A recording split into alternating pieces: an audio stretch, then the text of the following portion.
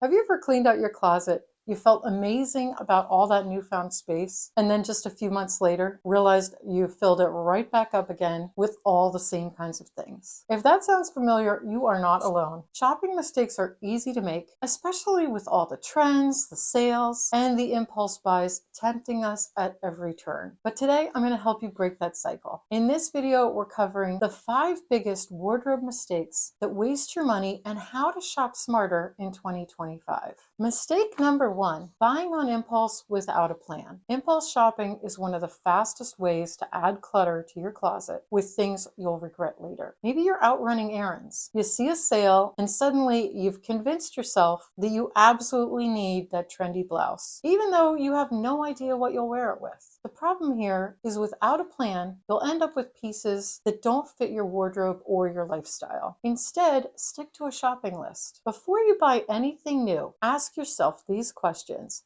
Does it fit my lifestyle? Does it complement at least 3 things in my existing wardrobe? And do I absolutely love it? If you can't say yes to all 3 of these questions, put it back. And if you're unsure, wait a week. If you're still thinking about it, maybe it's worth considering. One strategy I love is called the pause method. And it's when you feel the urge to buy something, put it in your cart or leave it in the store and set a reminder to revisit it again in 24 to 48 hours. If the excitement has faded, maybe it wasn't meant to be. And it ends up being a lot easier to let that item go than to buy it, regret it, have it hanging in your wardrobe, or to keep running back and forth to the store to return items. Mistake number 2 is falling for fast fashion trends. You know, trends come and go faster than ever, and it's very easy to get caught up in the excitement. But too often, those trendy pieces only get worn once or twice before getting pushed to the back of the closet. That's because they don't always fit your personal style or work with your existing wardrobe. Instead of buying into every trend, focus on timeless pieces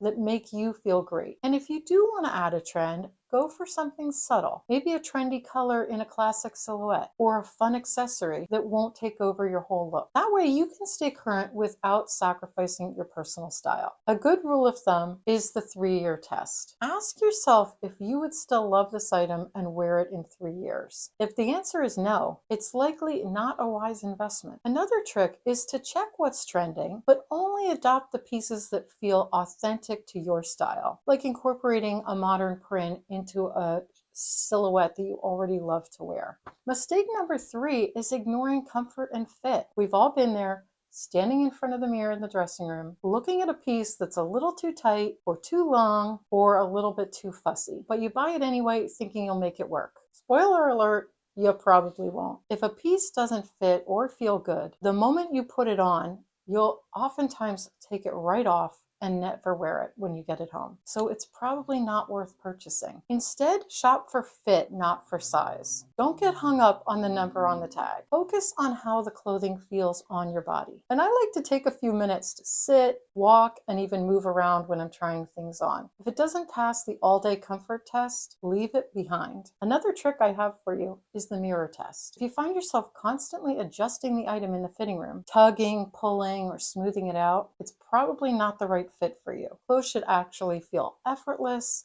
comfortable, and make you feel confident, not fussy. Mistake number 4, buying the same mistakes over and over. Do you ever open your closet and realize you have 10 black tops, 5 pairs of jeans in the same wash, and a whole section of things you never actually wear? That's because it's easy to fall into shopping patterns. We buy what's familiar, what feels safe, and sometimes what we think we should own, even if we never wear it. This year, before buying anything new, do a quick closet audit. Ask yourself, what do I actually wear the most? What pieces have I bought but never worn? And what do I keep buying over and over? Then use that information to make smarter choices. Maybe you don't need another black top, but you do need a pair of shoes that actually work with your wardrobe. A great way to prevent this is by keeping a fashion journal for a month. Write down what you actually wear every day and review it. You can even take a photo of your outfit each day and keep an album in your phone of your outfit outfits. You'll start to see patterns and gaps that will help guide your future purchases. Mistake number 5 is shopping for a fantasy lifestyle. This is a big one. So many of us buy clothes for the life we wish we had, not the one we actually live. Maybe you pick a bunch of dressy outfits, thinking you'll start going to more events, or you buy activewear, even though you never wear workout clothes outside of the house. Those